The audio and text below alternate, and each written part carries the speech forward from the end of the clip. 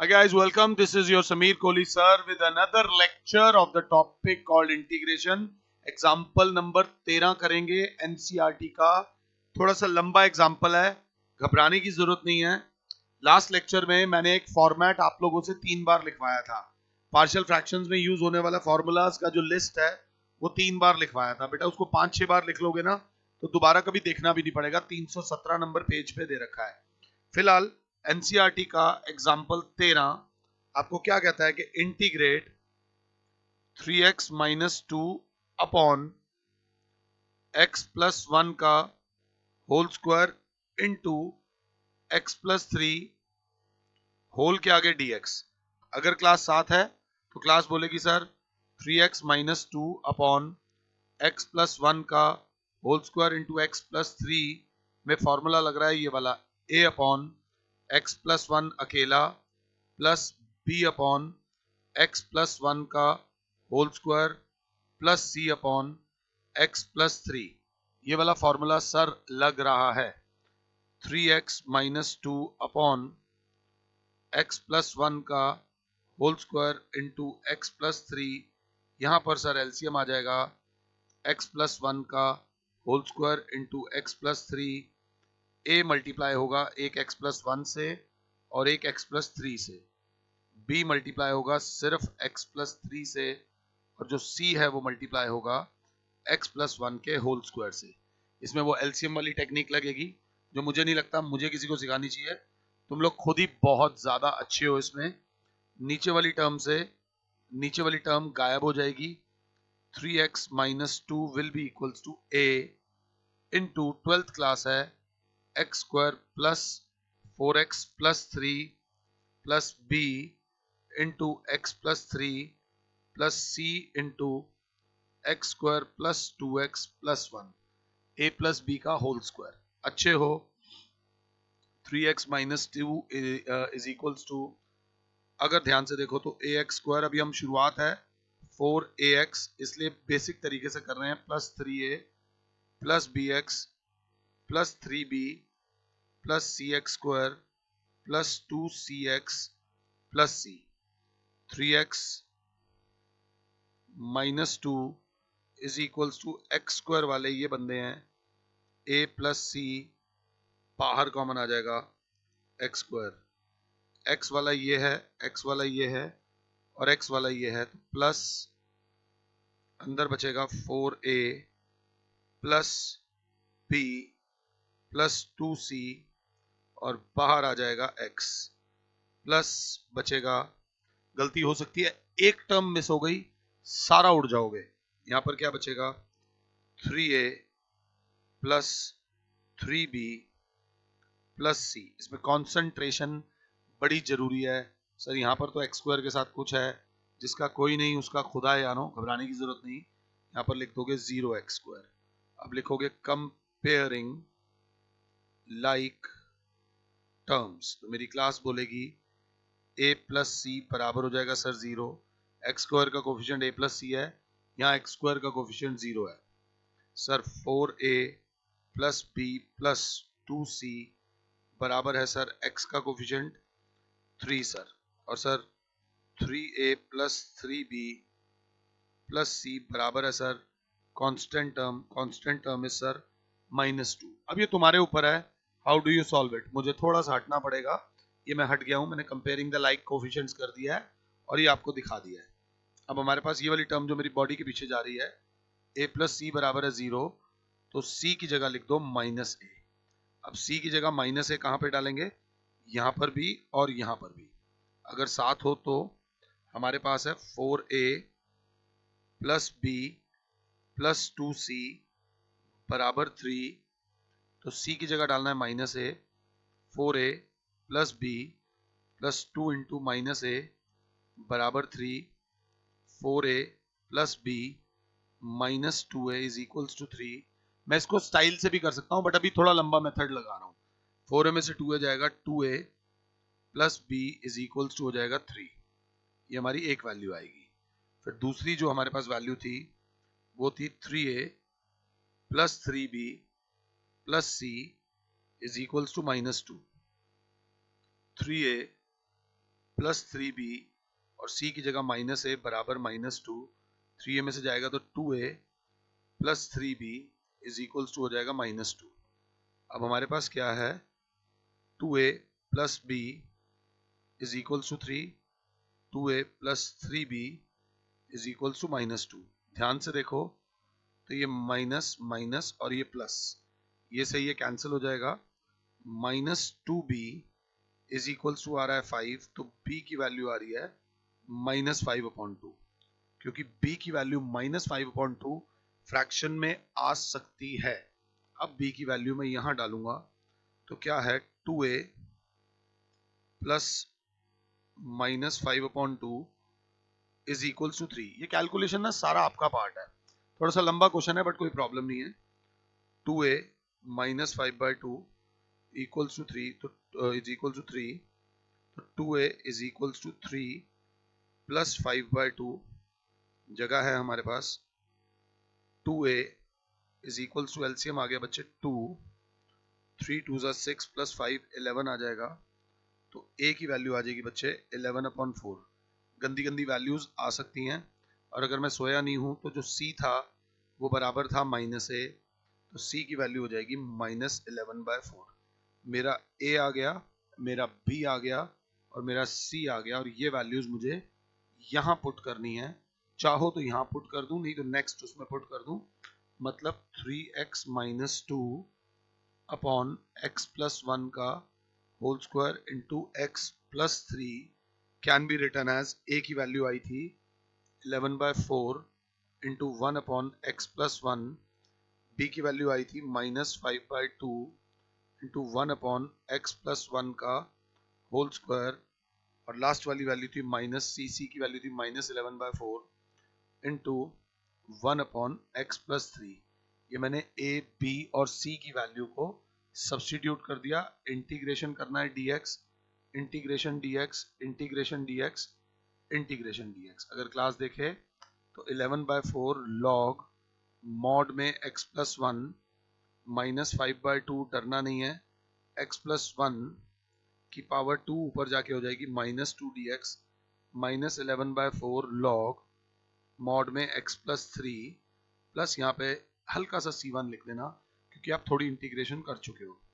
11/4 log mod में x + 1 -11/4 log mod में x + 3 -5/2 into x + 1 की पावर -2 + 1 अपॉन -2 + 1 प्लस एक और आ जाएगा c2 + c1, जिसको नेक्स्ट स्टेप में लिख देंगे बड़े वाला c।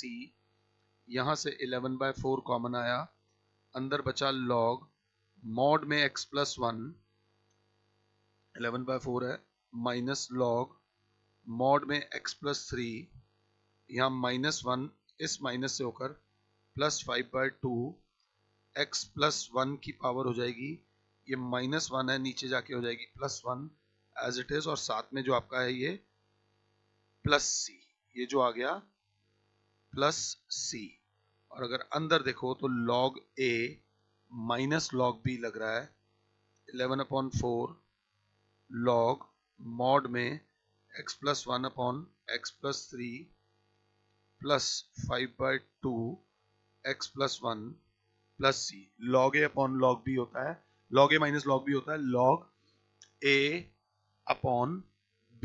ये इंपॉर्टेंट क्वेश्चन था एग्जाम्पल 13।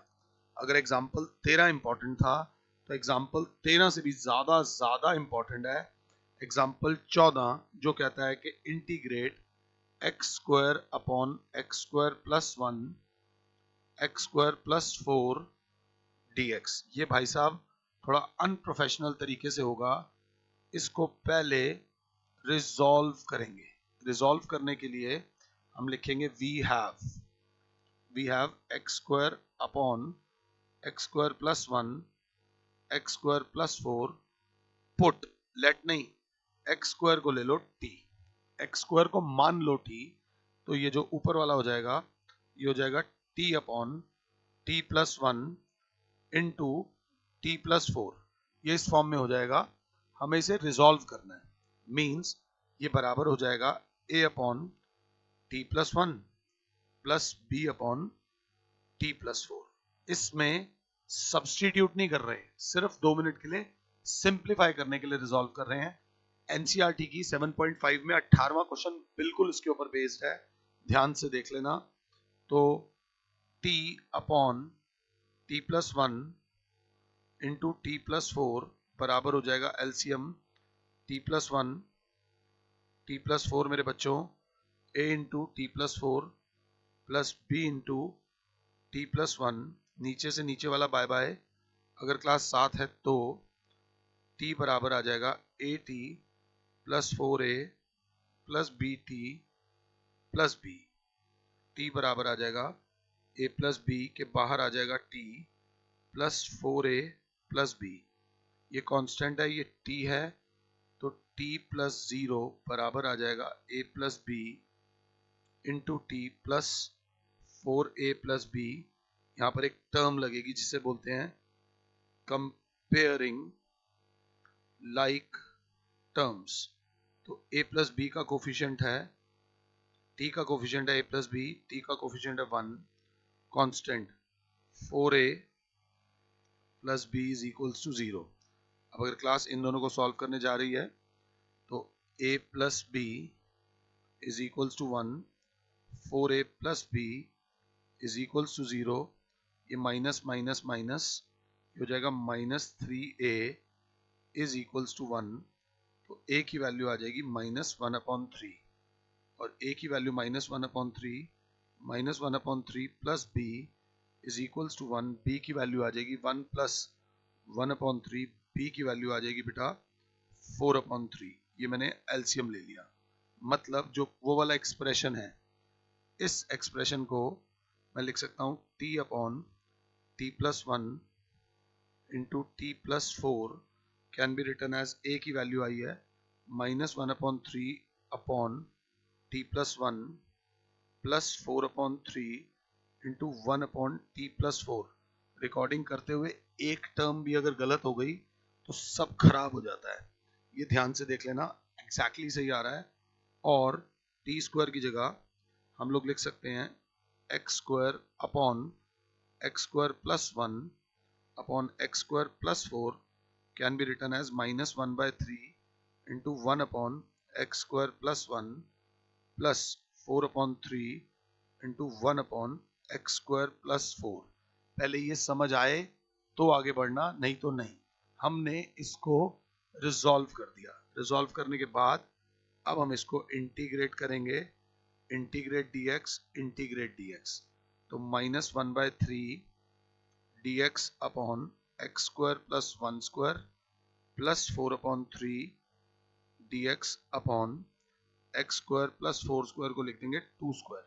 एक्स स्क्वायर प्लस ए स्क्वायर का होता है 1/a tan inverse x upon a, तो ये तो हो जाएगा -1/3 tan इनवर्स x प्लस ये जो 4/3 है 4/3 into 1/a 1/2 tan inverse x upon 2 plus c। आपका final answer -1/3 tan inverse x plus 2 1 जा 2 2 जा 2/3 tan inverse x upon 2 plus c।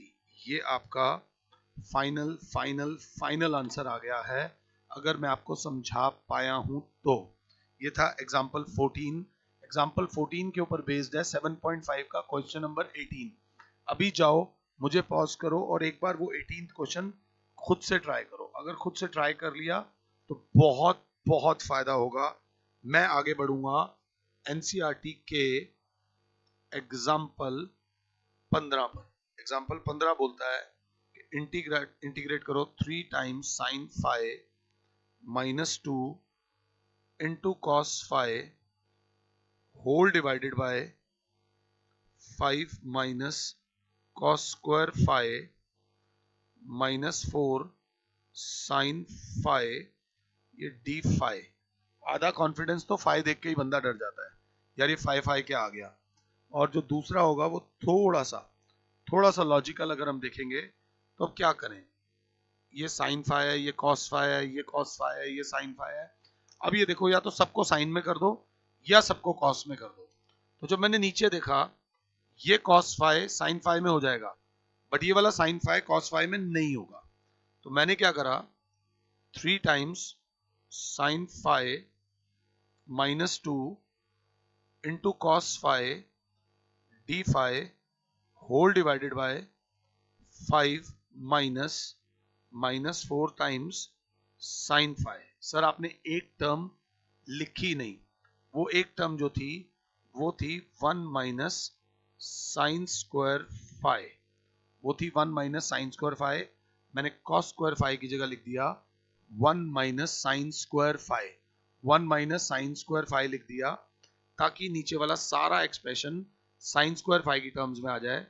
3 times sine phi minus 2, there is no problem, into cos phi d phi whole upon bracket खोलोगे 5 minus 1 plus sin square phi minus 4 times sin phi। अगर अच्छे हो तो 3 times sin phi minus 2 into cos phi d phi whole upon standard form sine square phi minus 4 times sine phi, ये phi ने जान ले ली, plus 4। अगर ढंग से देखो तो बच्चा कहेगा सर मेरा पहले फाई से पीछा छुड़ाओ, तो मैंने बोला लेट साइन फाई को ले लो t, differentiating both sides with respect to phi, sine phi का हो जाएगा cos phi is equals to d t by d phi. तो अगर क्लास 7 है तो कॉस फाई डी फाई हट के क्या आ जाएगा डी टी, जिससे पीछा छुड़वाना था cos phi d phi, cos phi d phi हट कर आ जाएगा डी टी। मतलब ये जो क्वेश्चन है वो अब इस प्रकार से दिखेगा 3t minus 2 whole upon t square minus 4t plus 4। 4t को ढंग से लिखो सर, तो ध्यान से 4t और साथ में आ जाएगा dt। सर इसको और अच्छा लिखो तो 3t माइनस 2 होल अपॉन नीचे लग रहा है a square plus b square minus 2ab, मतलब t माइनस 2 का होल स्क्वायर dt, मतलब 3t minus 2 upon t minus 2 का whole square can be written as a upon t minus 2 plus b upon t minus 2 का whole square. देखो page number 317 पे कौन सा formula मैंने लगाया है। अब ये करने के बाद एलसीएम आ गया t माइनस 2 का whole square a into t minus 2 plus b whole upon t minus 2 का whole square 3t minus 2 3t minus 2 whole upon t minus 2 का whole square is equals to t minus 2 का whole square. ये आपकी patience और endurance check करता है ये topic. तो अब नीचे वाले से नीचे वाला आप गायब कर सकते हो, means 3t minus 2 can be written as at minus 2a plus b। अब देखने की नजरें क्या होनी चाहिए, नजर ये होनी चाहिए, ये माइनस और एक ये, comparing the like terms. Comparing the like terms से मुझे मिलेगा a बराबर आ जाएगा 3 के और माइनस 2a प्लस b बराबर आ जाएगा, यहाँ t का कोफिशिएंट है -1, क्योंकि a की वैल्यू 3 आई है, इमीडिएटली यहाँ डाली -6 plus b is equals to -1, तो b की वैल्यू आ जाएगी बच्चों 5। मैं एक बार चेक भी कर लूँ, कहीं मैं बिना बात के ही आगे बढ़ता जा रहा हूँ। a की वैल्यू कितनी आई है, हाँ जी गलती हुई है क्या, 3 2 ज़ा -6, -6 प्लस 1 करूंगा, -1 प्लस 6 हो जाएगा 5। हमारी 5 आ रही है, उनकी 4 आ रही है, गलती कहाँ हो रही है, a की वैल्यू तो ठीक आई है, कहाँ गलती करी है, तो 3t माइनस 2 था, 3t माइनस 2 था ना मैंने, देखो ये लापरवाही नुकसान दे जाती है। 3t माइनस 2 था मीन्स -2, ये कांस्टेंट वाला -2 था, -2, तो जब ये -2 करेंगे तो b की वैल्यू आएगी 4। फीलिंग आ गई थी कि कुछ गड़बड़ हो रही है, लाइए यहाँ पर b की वैल्यू आ गई 4। अभी जो b की वैल्यू है ये कहाँ डलेगी, इस पूरे एक्सप्रेशन को, इस पूरे एक्सप्रेशन को जिसको आप देख सकते हो, ये वाला जो है means 3t minus 2 upon t minus 2 का whole square dt can be written as a. Who is a? a कौन है बच्चे? 3 अपॉन t minus 2 plus 4 upon t minus 2 का होल स्क्वायर इंटीग्रेशन dt मतलब 3 बाहर 1 upon t minus 2 dt plus 4 बाहर t minus 2 की power minus 2 dt. Power plus 2 ऊपर जाके हो जाएगी माइनस 2, तो हो जाएगा 3 लॉग मॉड में t minus 2 plus 4 t minus 2 की power minus 2 plus 1 upon minus 2 plus 1 plus c 3 times log mod में t minus 2 minus 4 times upon ये पावर माइनस 1 आएगी, नीचे जाके प्लस 1 हो जाएगी, t माइनस 2 प्लस c. और भूल मत जाना t की वैल्यू जरूर डालना. 3 लॉग जो t था वो था sine 5 minus 2 minus 4 upon sine 5 minus 2 whole plus c. ये हमारा पीछे से आंसर मैच नहीं कर रहा, हमारा साइन 5 माइनस 2 है, उन्होंने 2 माइनस साइन 5 कर दिया, क्योंकि साइन 5 की वैल्यू हमेशा जो होती है वो 1 की रेंज में आती है. तो आप इसको 3 टाइम्स लॉग मॉड में 2 माइनस साइन 5 भी करो, क्योंकि लॉग में जो टर्म होती है ना वो हमेशा पॉजिटिव रहनी चाहिए, जस्ट इस वजह से उन्होंने ऐसा करा है. आप नहीं भी करोगे तो कोई फर्क नहीं पड़ता, कोई मार्क्स नहीं जाएंगे. ये करने के बाद आता है एग्जाम्पल 16. एग्जाम्पल 16 थोड़ा सा और लंबा होगा. X square plus x plus 1 dx whole divided by x plus 2 into x square plus 1.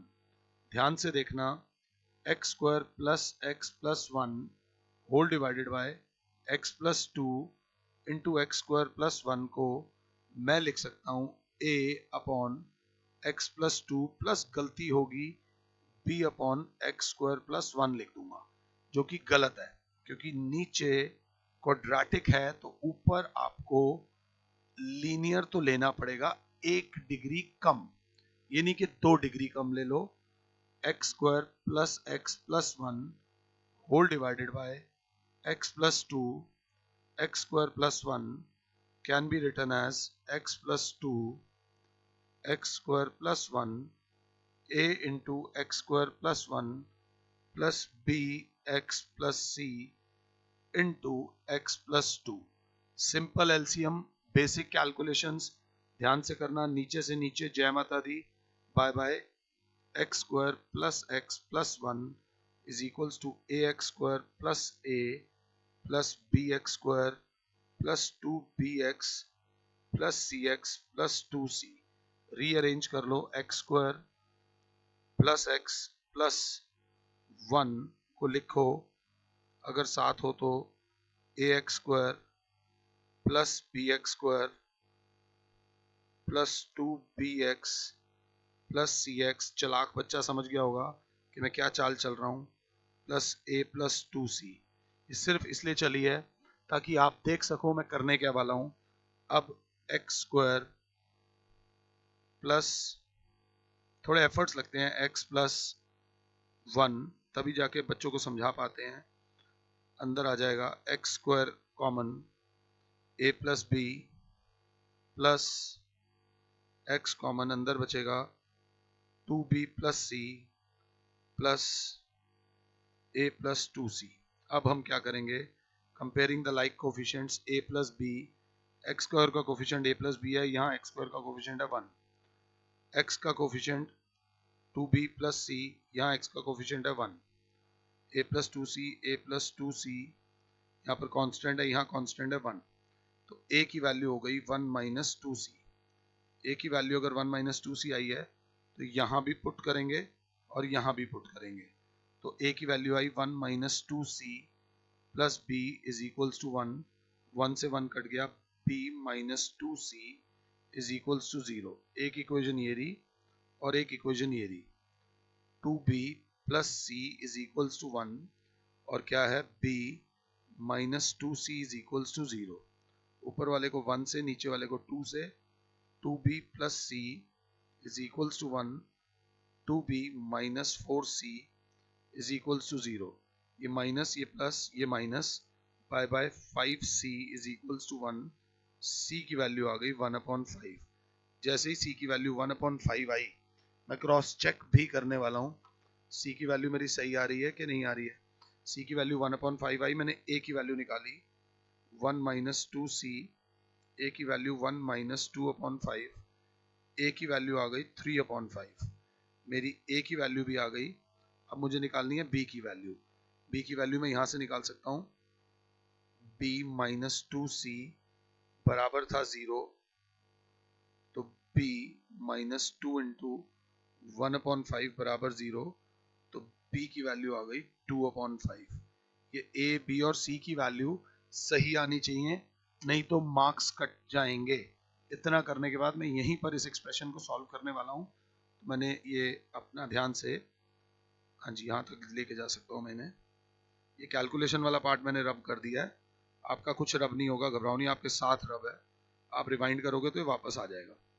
अब जो पूरा एक्सप्रेशन आया है मेरे पास, वो ये आया कि आप सर इस सारे पोर्शन को x square plus x plus 1 upon x plus 2 into x square plus 1 को आप लिख सकते हो ए है 3/5 into 1/x plus 2 plus b x है 2/5x प्लस सी क्या है, सी की वैल्यू थी 1/5 एक्स स्क्वायर प्लस 1। अब जब इंटीग्रेट करने की बारी आ रही है तो dx यहाँ पर 3/5 integration of 1/x plus 2 dx, यहाँ पर स्टेप लगा दो अलग अलग। अलग अलग मीन्स प्लस 2/5 बाहर, x upon x square plus 1 dx plus 1/5 बाहर, dx upon x square plus 1। वो बच्चा जो साथ है वो इसको देख के स्माइल पास करेगा, वो इसको देख के भी स्माइल पास करेगा, इसको देख के मुंह नहीं बनाएगा, कहेगा यार थोड़े से एफर्ट्स लगाने पड़ेंगे। इस पूरे कैपिटल पोर्शन को ले लो i, ये वाले को ले लो i1, ये वाले को ले लो i2, और ये वाला आप जो है ये i3 है। हमें जो दिक्कत दे रहा है वो सिर्फ i2 दिक्कत दे रहा है। तो मैं i2 को अभी कर देता हूं, 1 सेकंड में आपके साथ कर देता हूं। i2 देखो 1 सेकंड में हो जाएगा बस। वैसे तो तुम भी कर दोगे i2 में, तुम्हें मेरी जरूरत किसी भी चीज में नहीं है। अब तुम स्मार्ट होते जा रहे हो। अगर तुमने अभी तक सारे लेक्चर्स देखे हैं तो इंटीग्रेशन में तुम्हें दिक्कत नहीं होगी। i2 बराबर है 2/5 x dx upon x square plus 1। तो हम जानते हैं एक्स स्क्वायर प्लस 1 को हम पुट करेंगे t, 2x बराबर हो जाएगा dt बाय dx। मुझसे कोई स्टेप मिस हो जाए तुमसे नहीं होना चाहिए। यहाँ लिखोगे differentiating both sides with respect to x, तो 2x dx बराबर हो जाएगा dt। ये 2x dx पूरा जा रहा है तो आ जाएगा dt अपॉन t, और यहाँ 1/5, तो आपका आंसर होगा log t प्लस c2 और बाहर है 1/5। ये मेरी वैल्यू आ गई i2 की। तो अब अगर क्लास 7 है तो 3/5 log मॉड में x प्लस 2, इसका तो डायरेक्टली प्लस c1 प्लस 2/5 जो था उसका आ गया था 1/5 log मॉड में जो था एक्स स्क्वायर प्लस 1, i2 जो था 1/5 log t की वैल्यू भी तो डालेंगे, x square plus 1 plus c2 plus 1/5, ये हो जाएगा tan inverse x plus c3। अब ये c1 plus c2 plus c3, ये हो जाएगा 3/5 log मॉड में x plus 2 plus 1/5 log mod में x square plus 1 plus 1/5 tan inverse x plus capital C, c1 plus c2 plus c3। ये करने के बाद हमारा NCERT के 7.5 से पहले के सारे एग्जाम्पल्स हो गए हैं। 7.5 में आने वाले लेक्चर्स में डिस्कस करूंगा, बट कंसेप्ट वाइज अगर आप ये चारों एग्जाम्पल्स कर लो तो 7.5 के किसी भी क्वेश्चन में आप फंसोगे नहीं, ये मेरा प्रॉमिस है आपसे। So please try, learn, earn and make name for yourself. Khuda Hafiz. Thank you.